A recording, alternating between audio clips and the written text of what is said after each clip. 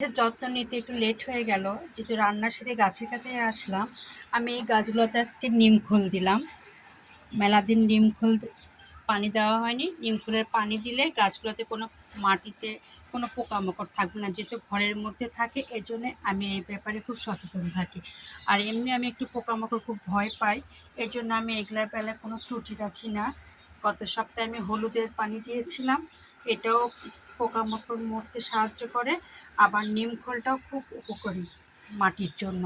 এজন্য আমি এখন এই দেখুন, আমি নিমখোল দিলাম, নিমখোলের পানি দিলাম প্রতিটা গাছে, যাতে কোনো পোকামাকড় না থাকে। কারণ শীতকাল আসলে তো স্যাঁতসেঁতে, এটা আমার জন্য খুব খারাপ লাগে।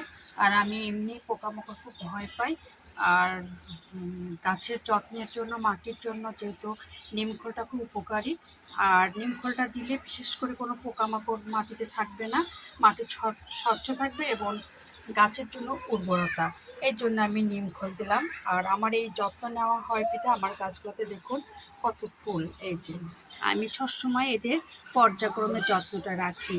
এই যে শীত আসার আগে আগে আমি নিমখোল পানি দিয়ে দিলাম, আবার 10-15 দিন পরে আমি আরেকবার দিব। দেখুন আমার গাছগুলা মাশাআল্লাহ কেমন ফুলও ফোটে। আর যত্নটা আমি কোনো ত্রুটি করি না। এই দেখুন, তারপর ইদানিং দিন ছোট হওয়ার জন্য একটু লেট হয়ে যাচ্ছে, তবে এখন যত্ন করছি।